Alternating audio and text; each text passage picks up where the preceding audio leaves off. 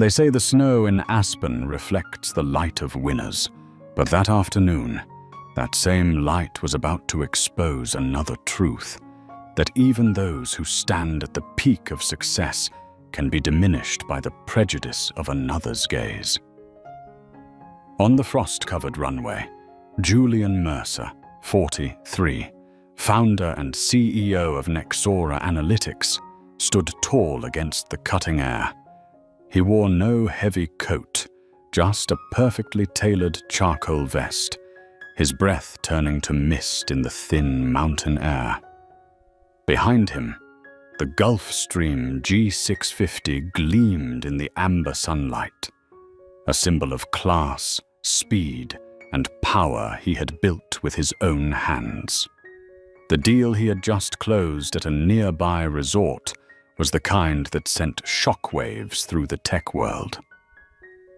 Nexora had signed a partnership with the largest telecommunications corporation in North America, paving the way for a global AI behavioral prediction platform. Investors were already calling it the deal that will define the next decade. But for Julian, it was only another step in a vision much larger, one he had been crafting since the days he coded out of a cramped garage in Oakland.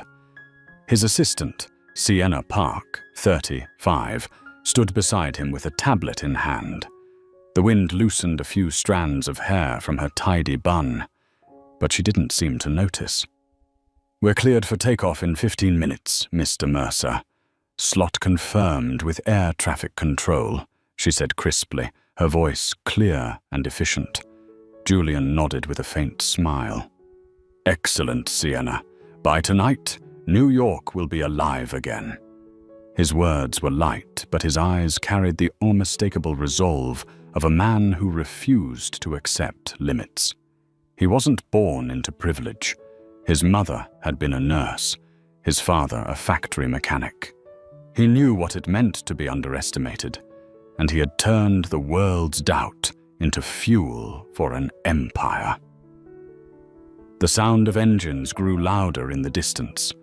Two pilots emerged from the cockpit, preparing for boarding. The one in front was a broad-shouldered man in his 50s, silver hair cropped close, his eyes cold and sharp as steel.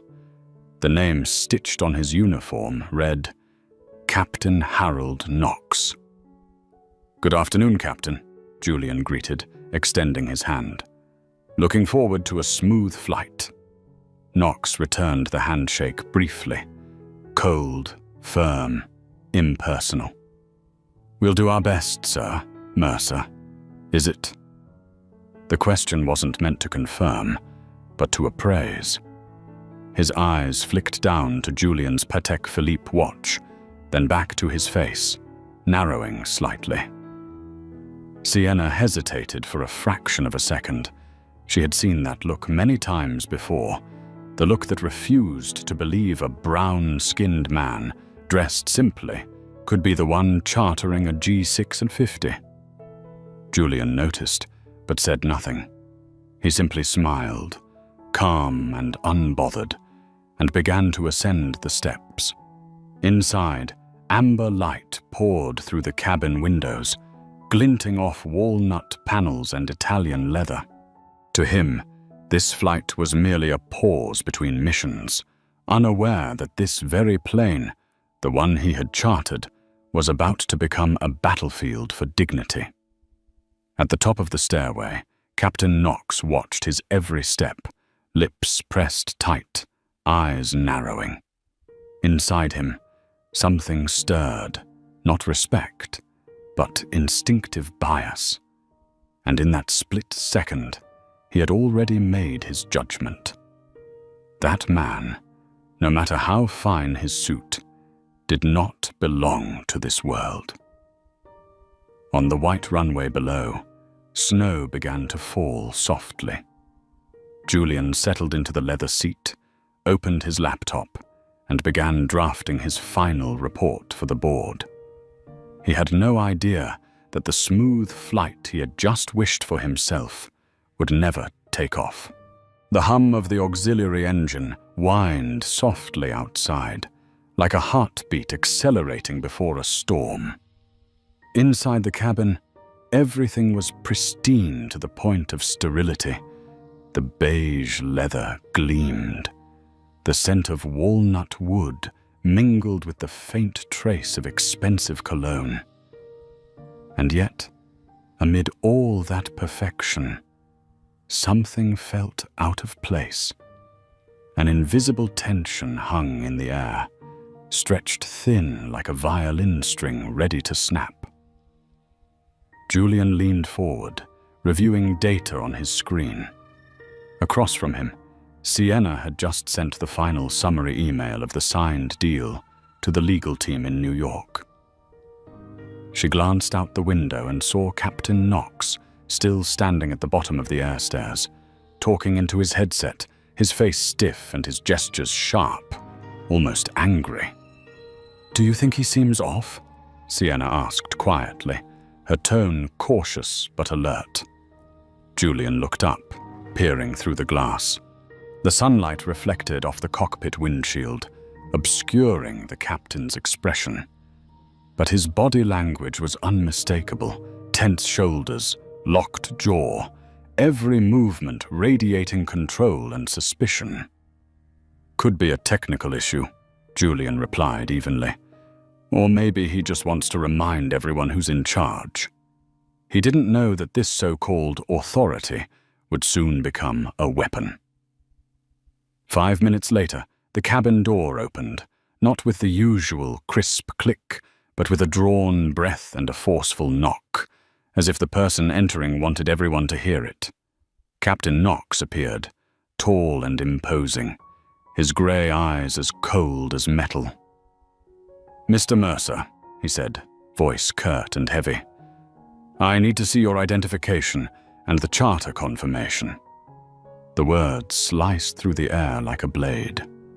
Sienna froze for a heartbeat, then spoke quickly, her tone still polite, but her gaze sharp. "Excuse me, Captain. Everything has already been verified by ground operations and the sovereign system. I have the electronic confirmation right here."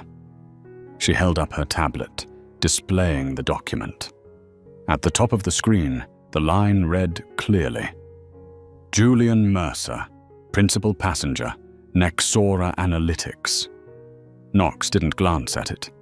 He kept his eyes fixed on Julian, long and cold, as if doubting his own sight. "I need to see your ID," he said.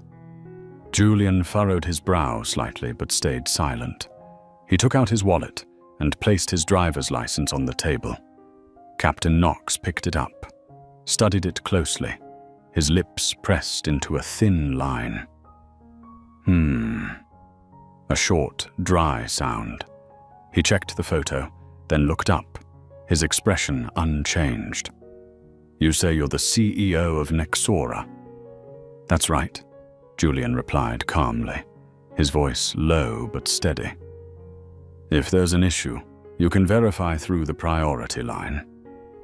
Knox gave a faint, dismissive smirk. "We have our own procedures, sir, and sometimes paperwork doesn't tell the whole story." A simple sentence, but beneath it lay an entire world of prejudice. Sienna's grip on her tablet tightened, her face flushing red. "This is the client who paid for the entire charter, Captain. You're insulting a sovereign air customer." Knox turned away coolly. "I'm ensuring flight safety. If there's any doubt, we delay the trip." Julian drew a slow breath, holding on to his composure. He had faced hostile shareholders and relentless media before, but he had never felt the sting of suspicion from someone paid to bring him home safely. In that instant, old memories came rushing back. Being stopped by security guards outside a boardroom and asked, "Are you sure you're in the right place?"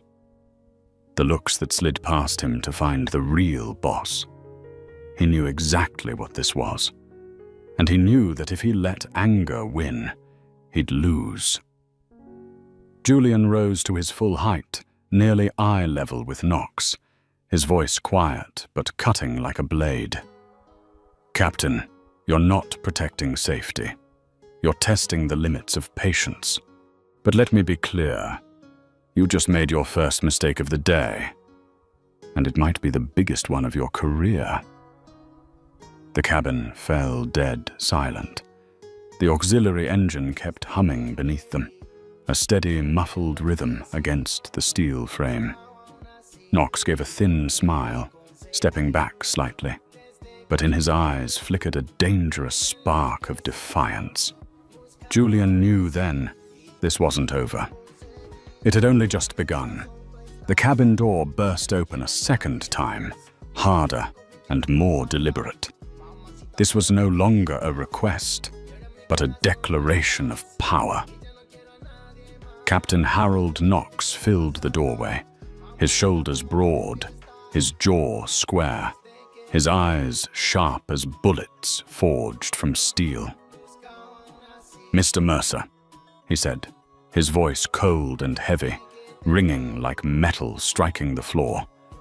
"I've reviewed the passenger manifest. There's a discrepancy in the primary client file. I can't authorize this flight to depart under these conditions. You both need to deplane immediately." Inside the cabin, the air froze solid. Sienna stared at him, eyes wide, her pulse hammering in her chest. "I'm sorry, what did you just say?" "Deplane," Knox repeated curtly, his gaze unblinking. "Right now." Lila Hart, the flight attendant, stood motionless mid-cabin, still holding a tray of orange juice. Her professional smile disappeared. In 8 years on the job, she had never seen anything like this. A captain expelling a charter client. Sienna shot to her feet. "You have no right." Julian raised a hand, stopping her. "It's fine, Sienna," he said, his tone eerily calm. "Let me handle this." He turned to face Knox. "Captain, I chartered this flight, paid in full through the company account. The contract was signed, verified, and logged in Sovereign Air's system. You're jeopardizing your carrier's reputation over a discrepancy you can't even define." Knox crossed his arms, chin lifted slightly, the posture of a man convinced he held absolute authority. "This is a security matter. I don't need to explain further. My decision is final." Sienna stood silent, her hands clenched so tightly her knuckles went white. She wanted to scream, but Julian gave a slight shake of his head. In his eyes there was no anger, only something colder, deeper, understanding. He looked at Knox for a long moment before speaking quietly. "You look at me, and you don't see a CEO. You see someone you've already decided doesn't belong on this plane. Isn't that right?" The question cut through the silence like lightning. Knox's jaw tightened. "I'm not discussing race here, Mr. Mercer. I'm talking about procedure." "Procedure?" Julian let out a quiet laugh. "What procedure states that the lead passenger must look the way you expect?" Knox didn't answer. His gaze shifted for a second, then returned, hardened. "Leave the aircraft, or I'll report to ground control that you're interfering with flight safety." Sienna snapped. "Interfering? You're abusing your authority." But Julian only gave her a calm, steady look. "Sienna, enough." He closed his laptop and slid it into his case, each motion deliberate, precise. Not because he was defeated, but because he was choosing when to strike. He rose to his full height, his face catching the cabin light, cold and sharp. "Captain Knox," he said, his voice low and controlled, every word deliberate. "I suggest you remember this moment, because it will mark the beginning of something you won't be able to stop." Knox gave a thin, mocking smile, arms folded. "Is that a threat?" "No," Julian replied, his gaze unwavering. "It's a prediction." He stepped forward, stopping half a foot from the captain. His breath was steady, cold. "I built my empire on data, Captain. I see patterns, I read behavior, and I predict outcomes. And I've just discovered a new data point. Your name." Knox's brow lifted, his mouth twisting into a half smile of disdain. "Good luck, Mercer. On the ground." He stepped aside, allowing Julian and Sienna to pass, while Lila Hart could only lower her eyes, ashamed and frightened. As they descended the stairs, the wind whipped snow against their faces. Julian drew in a long breath, not from the cold, but to steady the storm gathering inside him. He was not a man easily offended, but his silence was never weakness. It was the calm before something powerful. Inside the cabin, Knox slammed the door shut. The metallic click echoed like the sound of a gun chamber locking. Lila looked at him, her voice trembling. "Captain, are you sure?" "Quiet," Knox snapped. "I'm the authority here. No one questions me on my plane."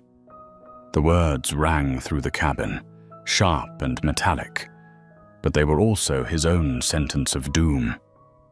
On the icy tarmac, Julian and Sienna walked side by side, their shadows long across the snow. Sienna muttered, "You're not just going to let this go, are you?" Julian's voice was low, steady as the winter wind. "No, Sienna. I'm just giving them a few hours to write their own indictment." The cabin door closed behind him, with a sharp, final click, the sound of patience ending. On the mist-covered runway, Julian Mercer stood tall, his eyes cold and still, almost frighteningly calm. Behind him, the Gulfstream G650 gleamed under the pale light, its reflection blurring across the snow whipped by the wind. He said nothing. He simply watched the aircraft he had chartered and been expelled from take off without him. Beside him, Sienna Park walked briskly, her anger still burning. "Unbelievable! They kicked us off our own flight. I'm calling the operator. We'll sue them." Julian remained silent, walking slowly toward the terminal, each step heavier than the last, weighed down not by the winter chill, but by the frost spreading from within. "No," he said finally. "We're not suing." Sienna stopped short. "Not suing? Julian, he insulted you. He insulted the entire company." "And that," Julian interrupted, his eyes glinting, "is why we'll do something far worse." In the private lounge, the golden light reflected off the glass, outlining his calm figure in the window, more like a man plotting his next move than a victim seeking justice. Sienna gripped her phone, tapping furiously, her voice shaking. "I called Sovereign's operations line. They transferred me to a customer experience manager. Can you believe that?" Julian didn't answer. His gaze was fixed outside, where the G650 was taxiing, its engines beginning to roar. In his eyes was no anger, only the cold calculation of a man who had spent a lifetime mastering storms. He took out his phone and opened his contacts. 2 names appeared. Maya Ellison, head of communications at Nexora, and Daniel Coe, chairman of the board. He called the first. "Maya, I need a press statement in 1 hour," he said, his voice calm, dangerously calm. On the other end, Maya's voice was steady. What should it say? Just the truth. No emotion, no accusation. But make sure the reader feels the chill in every word. He paused briefly, then added, "And include one line. Nexora is reviewing its multi-million-dollar corporate account with Sovereign Air Charter." There was a second of silence. Maya understood immediately. That line, sounding like simple procedure, was, in the corporate world, the coldest declaration of war. "Understood, Julian. It'll be live on PR Wire in 60 minutes. He ended the call, then dialed the second number. "Daniel," he said when the older man answered, "I need you to gather the shareholders. There's going to be a media storm. Not about us. About them." "What happened?" Daniel asked, his tone low and cautious. "Nothing serious," Julian replied evenly. "Just a pilot who thinks skin color decides who deserves a leather seat." There was a pause, followed by Daniel's sigh. "Do you want me to reach out to Sovereign?" "No," Julian said softly. "I want you to stand back and let the market teach them the lesson." He hung up and turned to Sienna. "Book me a flight to New York. Any airline, but not Sovereign." Sienna looked at him, still in disbelief at his composure. "You're not angry?" Julian smiled faintly, a smile almost cold. "Sienna, I'm not angry. I'm just collecting data." "Data?" "Yes, a rare variable, one worth analyzing to see how much market value it can wipe out in 24 hours. His tone was quiet, but the weight of it made Sienna's skin prickle. She had worked with Julian for 8 years, had seen him dismantle rivals with a single signature, shake markets with a single post. But she had never seen him this silent. And she knew, when Julian Mercer was silent, it was the most dangerous moment of all. Outside the glass, the G650 began to move down the runway, its navigation lights flickering across the snow like distant embers. Julian stood motionless, watching, his eyes reflecting that cold light. "Fascinating," he murmured. "They're taking off, yet they don't realize everything they have is about to crash." Sienna looked at him, unsure whether to fear or admire him. He kept his eyes on the departing jet, his voice dropping to a near whisper. "People think power lives in the cockpit, Sienna. But in this world, real power lives in the ones who write the story." As the sun disappeared behind the Rockies, the first traces of night began to settle over Aspen Airport. In the quiet lounge, Julian Mercer sat alone, eyes fixed on his phone screen. The clock read 7:32 p.m., right on schedule. The press release had gone live. No sensational headlines, no accusations, just words so precise and cold, they cut like a scalpel.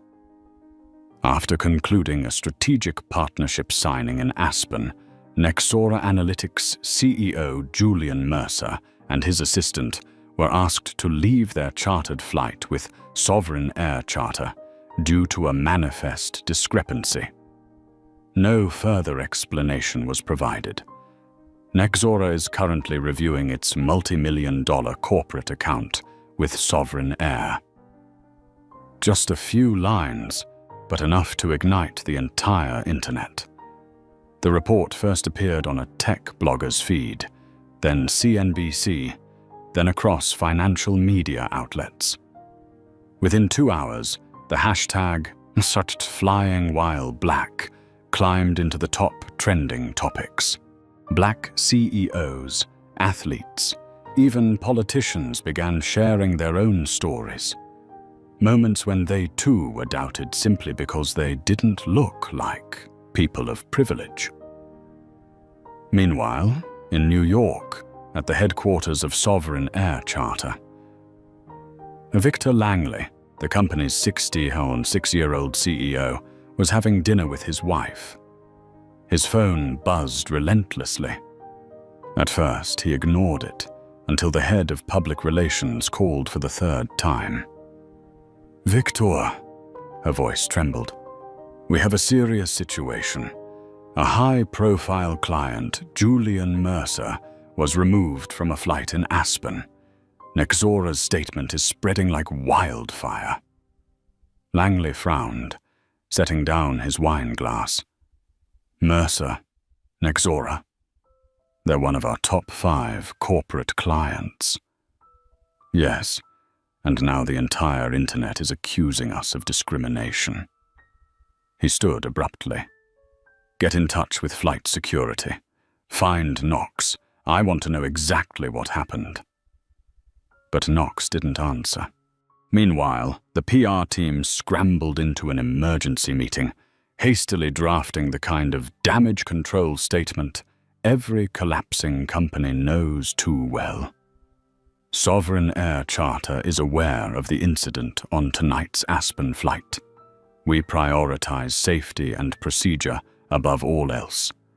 An internal review is underway. We apologize for the inconvenience caused to Mr. Mercer. Those last 2 words, the inconvenience, were like oil poured on a fire. Within 10 minutes, social media exploded. One prominent user wrote, "Kicked off the plane he chartered, and they call it an inconvenience?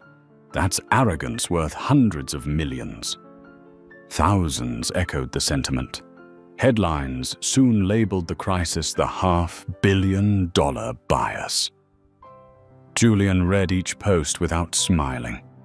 He simply watched, the glow from his phone reflecting off a face calm and focused. Beside him, Sienna's eyes were wide, her pulse racing. "Oh my God, do you see this? It's everywhere." That hashtag, millions of shares already. "Yes," Julian said quietly, his tone steady. "But that's not the interesting part." He lifted his gaze toward the runway, where another jet's landing lights shimmered in the snow. "The interesting part begins when the market opens tomorrow morning." "You think their stock will drop?" "No," he replied softly. "I know it will." In that moment, Sienna realized, Julian wasn't seeking revenge for an insult. He was conducting a global social experiment, testing how quickly a single act of bias could bring down a billion-dollar empire. "You're not destroying them with anger," she murmured. Julian smiled faintly. "No, I'm letting them destroy themselves with their own words." Across the country, in Sovereign's headquarters, Victor Langley still hadn't realized he'd made the oldest mistake in modern crisis management. When faced with a moral failure, he chose the language of procedure. And Julian Mercer, the man he had dismissed as an unusual passenger, was now using calculated silence to turn an empty apology into a verdict written in the stock market itself. Outside, the Aspen night deepened under a blanket of snow. The Sovereign G650, now just a distant streak of light, cut through the black sky. Julian watched it, his voice low, almost a whisper meant only for the universe. Sometimes, 2 wrong words are enough to make an entire empire fall. Morning in New York opened with the metallic rhythm of the financial world, the chorus of ringing phones, the rapid tapping of keyboards, and the quickened breath of people who lived and died by numbers. But today, one name echoed louder than any stock symbol: Sovereign Air Charter. When the clock struck 9:30, the opening bell rang, an anthem of hope and beginnings for most. But for Sovereign, it sounded like an executioner's blade. On the 50th floor of their Manhattan headquarters, the Bloomberg chart flickered for only a few seconds before plunging downward. Yesterday's closing price had been $62.50. This morning, it opened at $54.20, nearly 15% wiped out in the first heartbeat. A trader shouted, "What the hell happened to Sovereign?" His colleague answered without taking his eyes off the screen. "Media. Nexora's statement. They just killed a brand with 4 sentences." In Sovereign's main boardroom, CEO Victor Langley and his senior executives sat in a tense row, the glow of the screens casting pale reflections on their faces. Outside, a curtain of early winter rain blurred the skyline, as if even the skyscrapers were bowing their heads. "How bad is it?" Langley rasped. $49.75, CFO Gerald replied, his hands trembling around an iPad, and still dropping. "That's impossible. It was just a minor incident." "Not anymore," Gerald said. "They're calling it a trust crisis. The press is asking if our pilots can arbitrarily remove $1 million charter client. What other rot is hidden inside this company?" The communications director spoke up, her voice rising with panic. Hashtag Sovereign problem is #1 worldwide.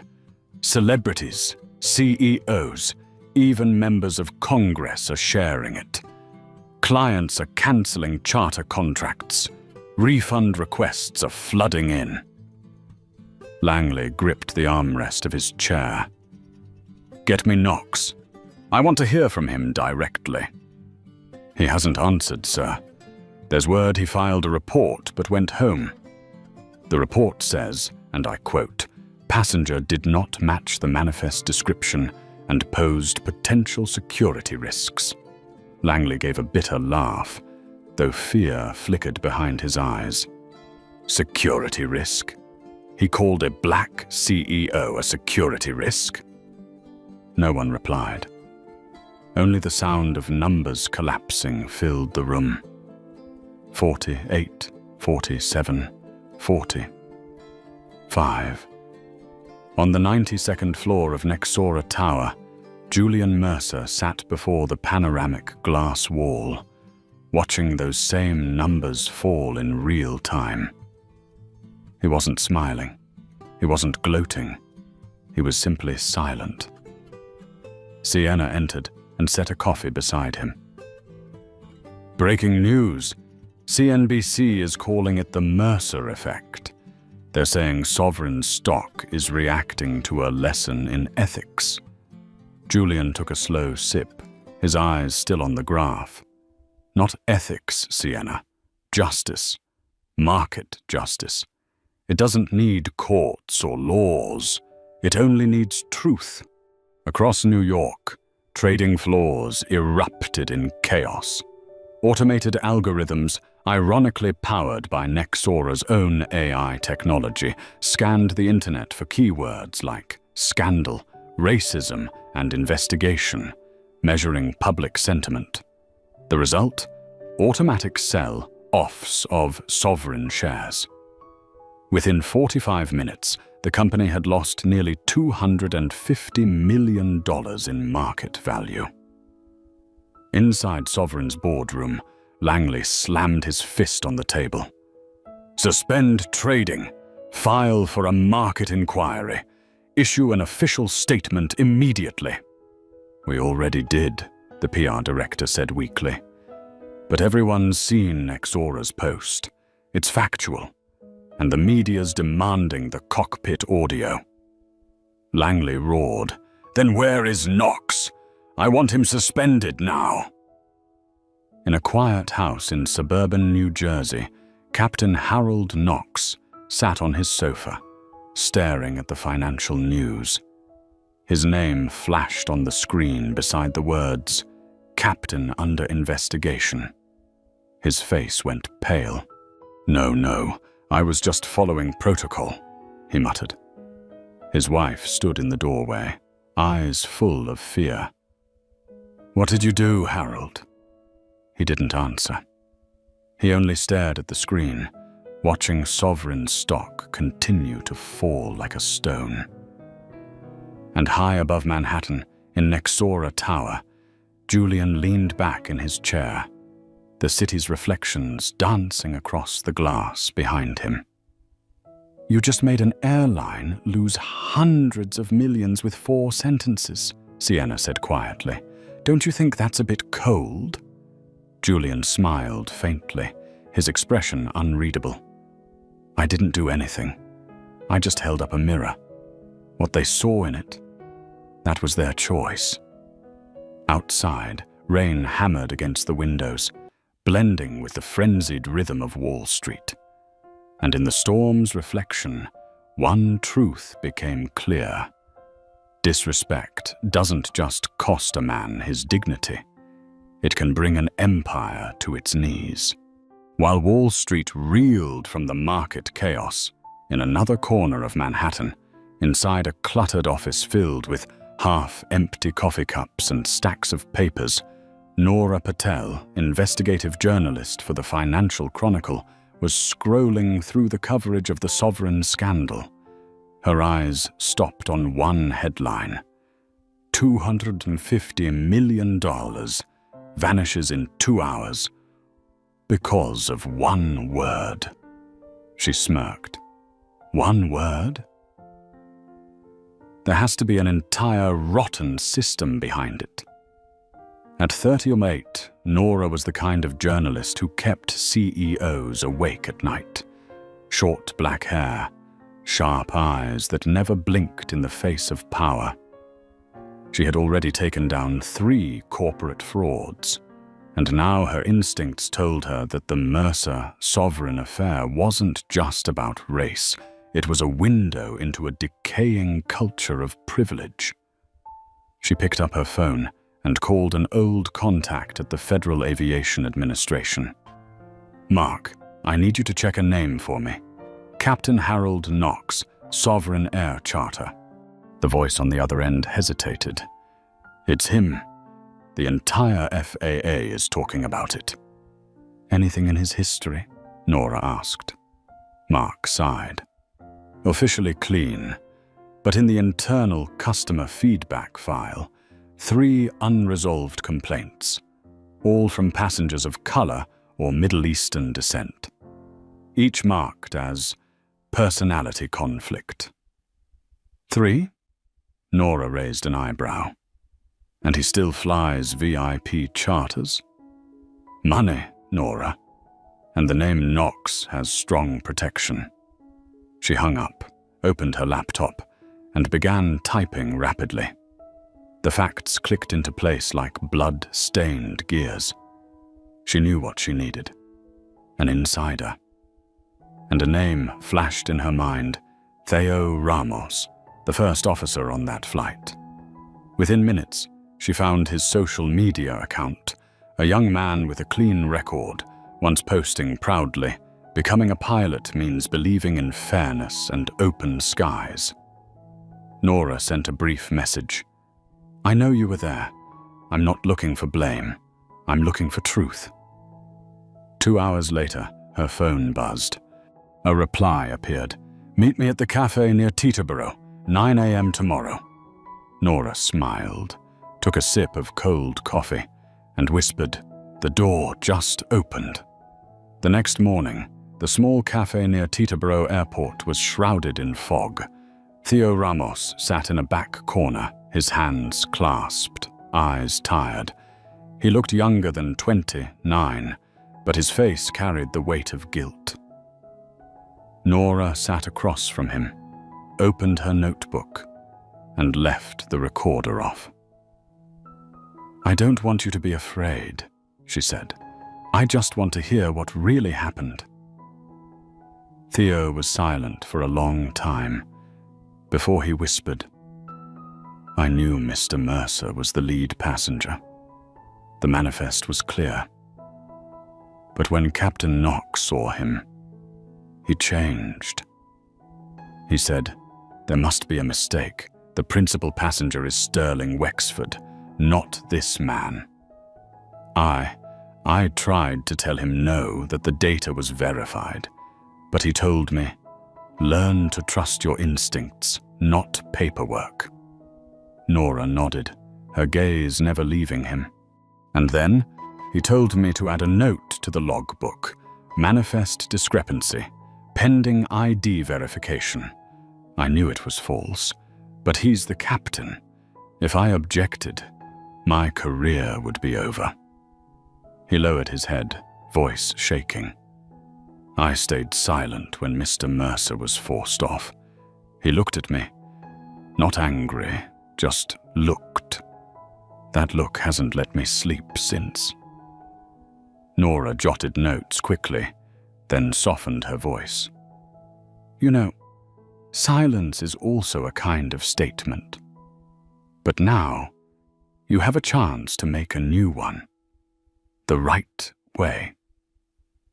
Theo lifted his head, and in his exhausted eyes, a spark flickered, pained but resolute. "I'll tell you everything. Even what I heard Knox say over the radio.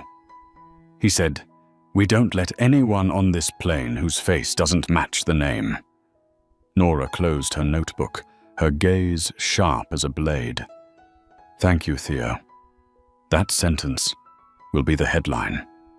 That night, as the city glowed beneath a web of neon lights, Nora sat at her desk, typing with the fury of someone carving words into the hull of a sinking ship. The case of Julian Mercer was not an isolated incident, but the outcome of a culture that quietly allowed suspicion to become policy. She watched the final headline appear on the screen. "Truth at altitude. First officer confirms Captain Knox fabricated security. Concerned to remove Nexora CEO from flight." She hit send to editor. In that moment, Nora knew the media war had entered phase 2. It was no longer about one flight. It was a trial for the entire system. 6:45 a.m. The first light of dawn cut through the windows of the Financial Chronicle newsroom like a blade slicing through the dark. On the editor-in-chief's monitor, Nora Patel's headline blazed in bold letters. "The $250 million lie. First officer confirms captain fabricated security reason to remove Nexora CEO from flight." The publish button was pressed, and within seconds, the article spread like wildfire. Financial outlets, tech blogs, aviation forums all erupted at once. Every line Nora wrote, concise, sharp, with quotes, evidence, and witnesses, hit Sovereign Air Charter like a bullet straight to the heart. The hashtag, "The 250 million lie," flooded Twitter, LinkedIn, and Reddit. At Sovereign's headquarters, Victor Langley had barely entered his office when he saw the data storm. His secretary's voice trembled. "Sir, the article's out. They have evidence, Ramos's confession." Langley's face went pale. "Impossible. Do they have recordings?" "No, sir, but they have his own words and FAA confirmation." He sank into his chair. On the screen before him, the company's stock chart plunged in a vertical line. In his New Jersey home, Harold Knox was having breakfast when his phone began to buzz non-stop. His name was everywhere. Veteran pilot lied to expel black CEO. FAA launches emergency investigation. First officer admits, I stayed silent because I was afraid. His coffee cup slipped from his hand and shattered on the floor. He turned on the TV, only to see his own face on CNN. The anchor read aloud, Pilot Harold Knox has been suspended indefinitely following allegations that he fabricated a security concern to remove a paying black passenger from a private charter flight.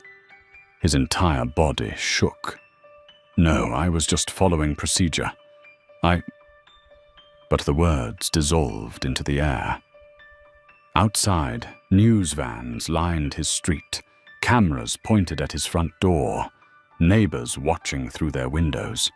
Back at Sovereign's offices, the PR director entered, hands trembling as she handed Langley a document from the FAA. Sir, they've confirmed it. Knox had 3 prior passenger complaints, all suppressed. Now they're launching a full investigation into the company. Langley's throat tightened. 3 complaints?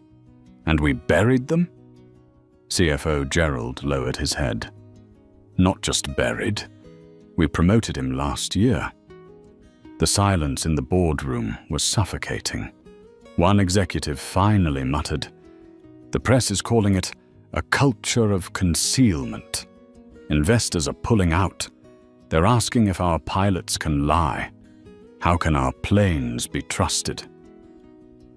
On the screen, the Sovereign Air Charter logo flickered beneath a news ticker that read, Sovereign loses an additional $320 million in 48 hours.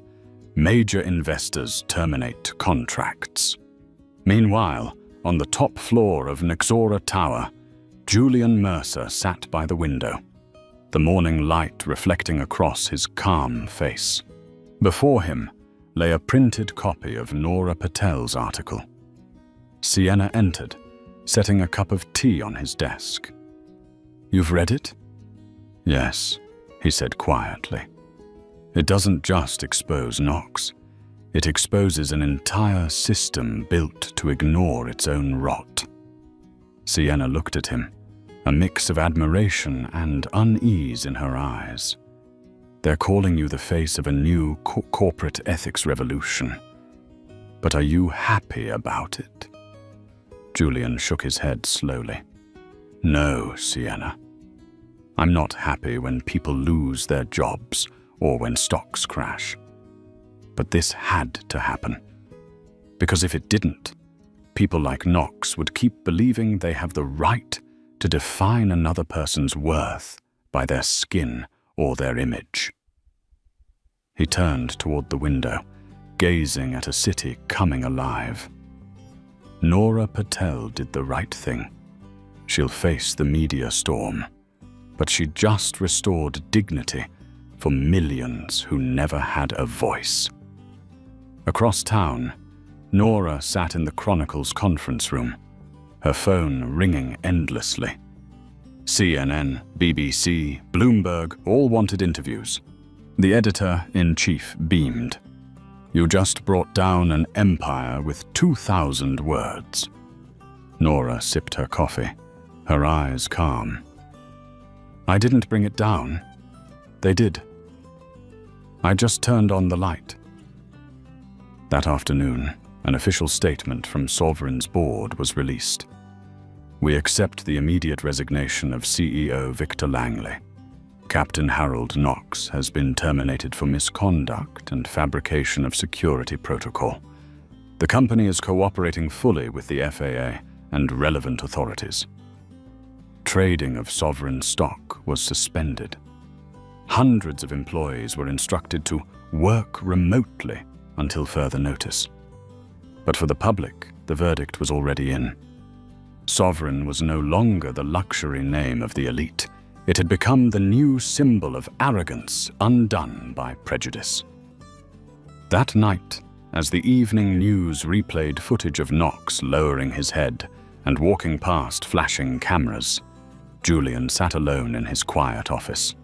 He looked out over the night sky of New York, where hundreds of planes were still taking off. "Not every flight is meant to rise," he murmured.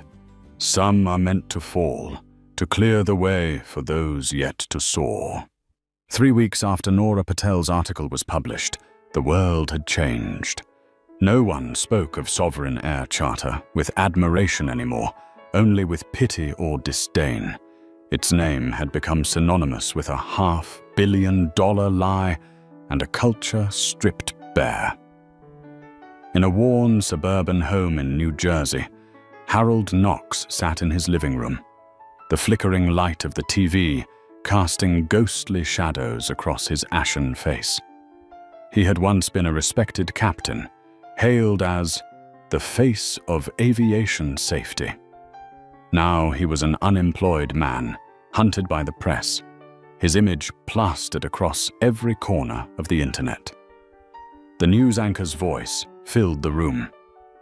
"The FAA has officially revoked the flight license of former Captain Harold Knox after determining that he fabricated a security report.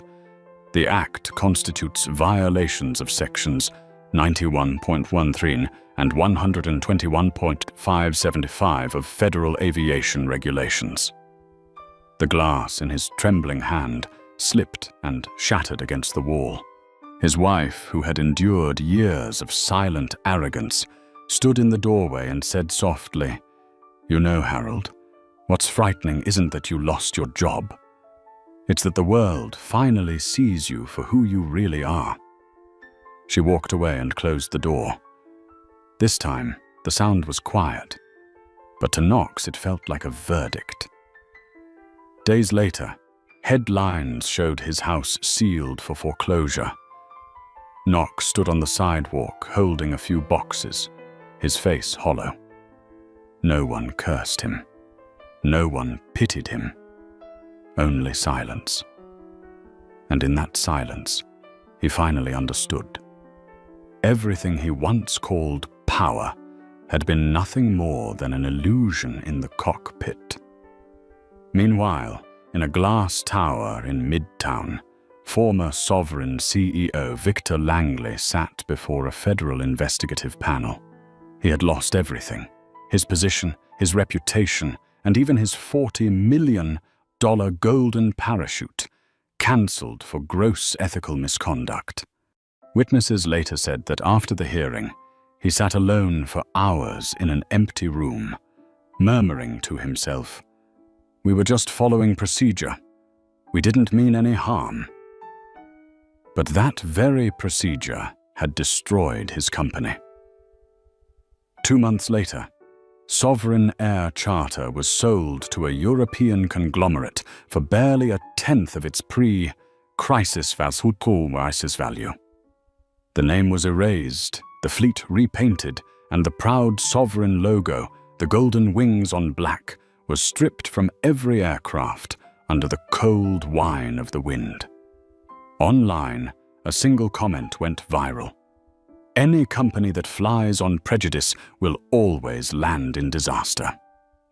At the same time, Theo Ramos, the first officer who had once stayed silent, became a public flashpoint.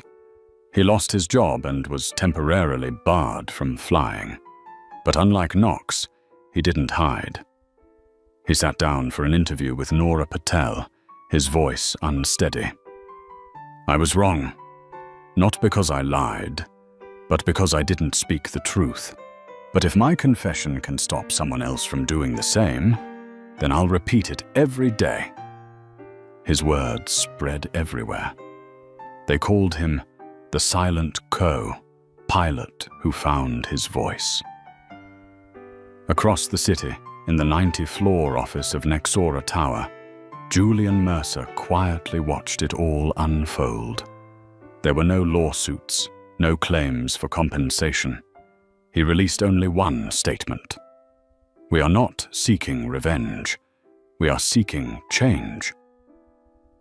A month later, he announced the Horizon Initiative, a $50 million non-profit funded by Nexora to train pilots and aviation staff from underrepresented communities, along with the Integrity Flight program, an international ethics and equity curriculum for the aviation industry. At the launch event, he told reporters, "A plane cannot fly if it isn't balanced within. Aviation is no different. Fairness isn't a slogan, it's real weight on the wings." At the back of the hall, Theo Ramos sat quietly. He had been invited as the program's first speaker. His voice trembled but held firm. "I used to think courage meant flying through storms. Now I know true courage is saying no to what's wrong, even when the storm is inside you."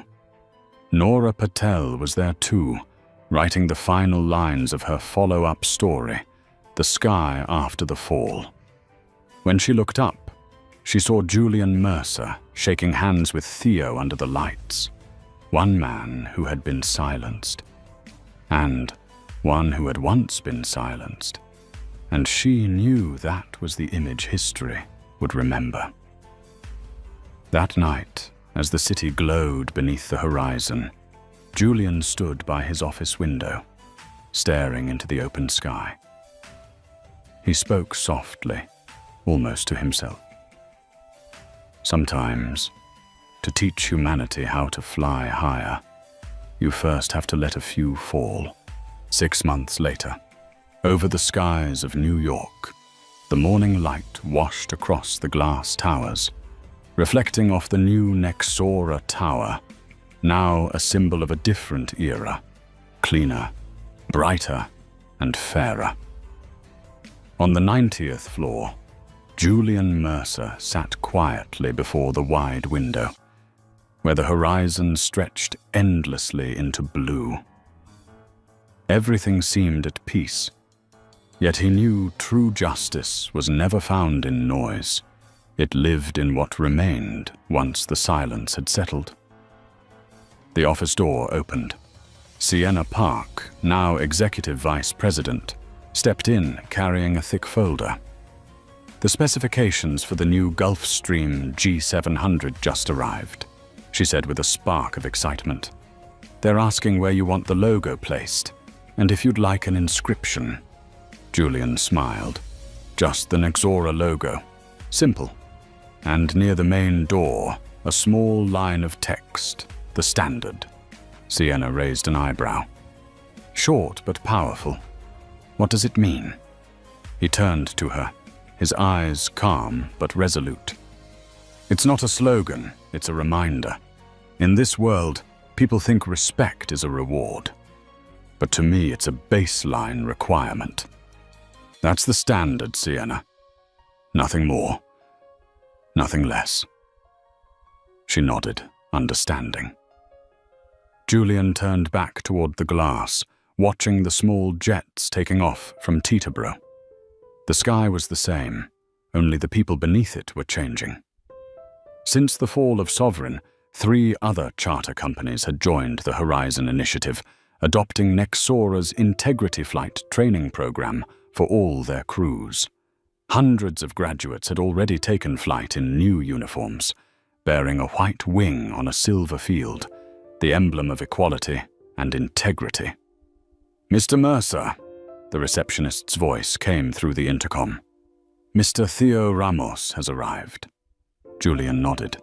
"Send him in." The door opened. Theo entered, thinner than before, but his eyes told a different story.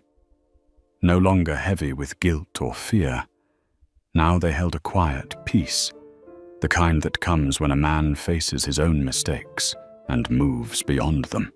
"Good to see you again, Theo," Julian said, shaking his hand with both of his. "Thank you for giving me another chance," Theo replied. "The lecture at the Florida Aviation Academy just finished. 200 students, and at least one said they chose to become a pilot because they heard our story."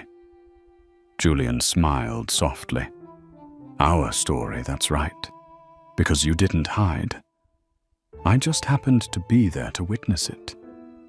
They sat down, not as strangers across a divide, but as companions who had survived the same storm. "You know," Julian said gently, "that day when I was ordered off the plane, I thought maybe prejudice was something that could never be erased. But then I realized it doesn't need to be erased. It just needs to be seen. Once light shines on it, it disappears on its own. Theo nodded, his eyes misting. I used to fear that light. Now I know it's the only thing that keeps me flying. A long, meaningful silence filled the room. Outside, a jet lifted off, trailing a white ribbon of vapor across the clear blue. Julian rose, watching it ascend, sunlight glinting across his face like a faint halo. People still ask me why I named the G700 the Standard, he said quietly. I tell them, because some things don't need to be exceptional to be remembered. They just need to be right. And to stay right, even when standing alone. The door opened again. Nora Patel stepped in, a small recorder in hand. "Apologies for dropping by unannounced," she said with a half-warm, half-knowing smile. "I'm writing the follow-up to The Sky After the Fall. This time, it's about how one man turned humiliation into a new standard for an industry." Julian chuckled. "If you do, make sure you write this. Justice doesn't fall from the sky, Nora. It has to be flown by human hands." Nora smiled as she jotted it down. "And you're the one piloting that plane." Julian shook his head. "No, I'm just reminding the world that the sky doesn't belong to anyone. It belongs to those brave enough to fly, with their conscience as their compass." Outside, sunlight gleamed on the freshly painted G700, the Nexora logo shining near the door. Beneath it, the small inscription caught the wind. The Standard. The jet began to taxi, its engines rumbling with a deep, steady power. As it lifted off the runway, the reflection of light off its silver body made the entire sky shimmer. Sienna watched from the window and asked softly, "Do you think they'll understand the message?" Julian's eyes stayed on the jet climbing higher. "They don't have to understand it. They just have to feel it. Because true respect doesn't need to be explained." A quiet pause followed. Then his voice dropped, rich with meaning. "We can't control how others see us, but we can control how firmly we stand when they see us wrong." The plane soared upward, cutting through the clouds, leaving a long white trail. A signature of justice written across the sky. A new chapter began, not through vengeance, but through the quiet, steady standard of dignity. The sky remains the same, vast, deep and blue. But the way we fly through it has changed. The story of Julian Mercer is not just about a man who was misjudged, but a reminder to us all that dignity needs no permission to take flight. Sometimes justice doesn't arrive with noise or verdicts, but in a single moment of silence when a person chooses to stand tall instead of bow down. And that silence, when illuminated by wisdom, resolve, and faith, can make even an empire stop and look at itself.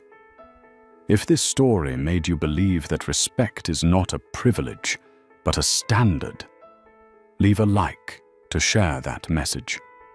Share this video to remind someone that fairness doesn't need to shout, it only needs to exist, steady and true, like the straight path of a plane through a storm. And if you believe that there are still people in this world who choose to do what is right, even when no one is watching, subscribe to join us, where stories of justice, dignity, and courage continue to be written, one flight at a time.